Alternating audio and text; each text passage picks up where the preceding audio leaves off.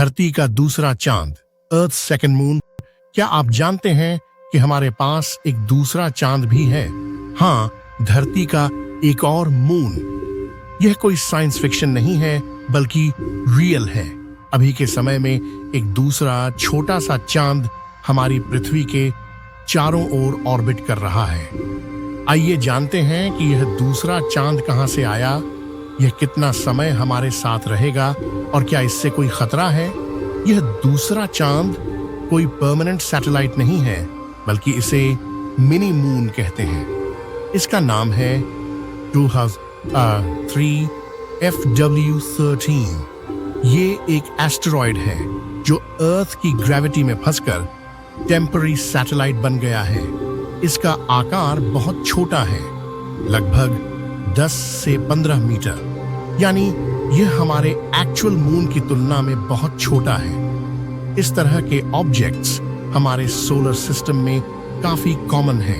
कभी कभी ये अर्थ के पास से गुजरते हुए उसकी ग्रेविटी में कैप्चर हो जाते हैं। इस प्रोसेस को ग्रेविटेशनल कैप्चर कहते हैं। क्या इस मिनी मून से हमें कोई खतरा है? बिल्कुल नहीं। 2003 FWE-3 पृथ्वी से बहुत दूर ऑर्बिट कर रहा है। इसका ऑर्बिट इतना स्टेबल है कि यह न तो पृथ्वी से टकराएगा और न ही कोई नुकसान करेगा। यह एक हार्मलेस कंपेनियन की तरह है जो बस हमारे आसपास घूम रहा है। नासा और अन्य स्पेस एजेंसीज ने कंफर्म किया है कि इस मिनी मून से कोई खतरा नहीं है। यह बस कुछ समय के लिए हमारे पास रहेगा और फिर अपनी जर्नी पर निकल जाएगा। अब सवाल यह है कि ये दूसरा चांद कब तक हमारे साथ रहेगा।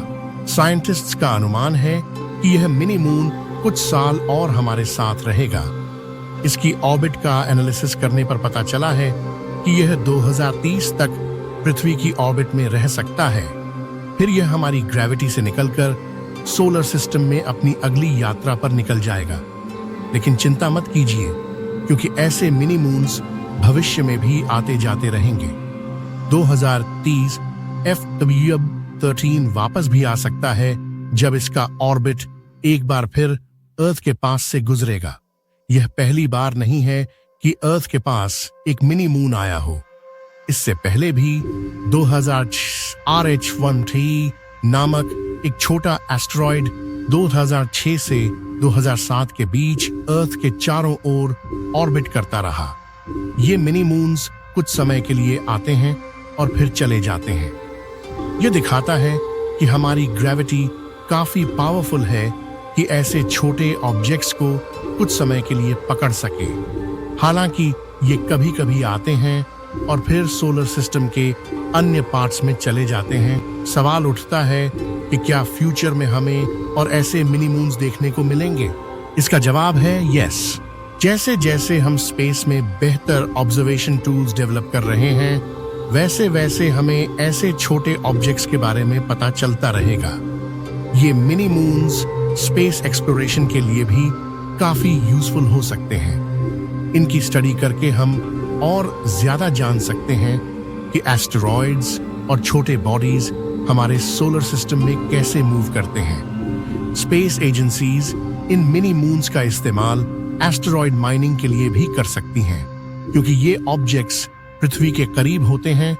इन्हें रिसोर्सेज जैसे मिनरल्स एंड मेटल्स के लिए एक्सप्लोर किया जा सकता है। फ्यूचर मिशंस में हम ऐसे मिनी मून्स पर लैंड करके वैल्यूएबल रिसोर्सेज कलेक्ट कर सकते हैं, जो स्पेस एक्सप्लोरेशन को और भी आगे ले जा सकता है। धरती का दूसरा चांद यानी 2003 FW13 एक टेम्पररी विजिटर है जो कुछ समय के लिए हमारे साथ है। यह हमें दिखाता है कि स्पेस हमेशा सरप्राइजेस से भरा हुआ है। जैसे जैसे हम यूनिवर्स को और एक्सप्लोर करते हैं, हमें ऐसे और भी कॉस्मिक वंडर्स देखने को मिल सकते हैं। तो अगली बार जब आप रात को आसमान देखें तो याद रखें, शायद कहीं वहां हमारे आसपास एक और छोटा चांद ऑर्बिट कर रहा हो। अगर आपको ये वीडियो पसंद आया हो तो इसे लाइक और सब्सक्राइब करना मत भूलिए, ताकि आप और भी स्पेस से जुड़ी अपडेट्स मिस न करें।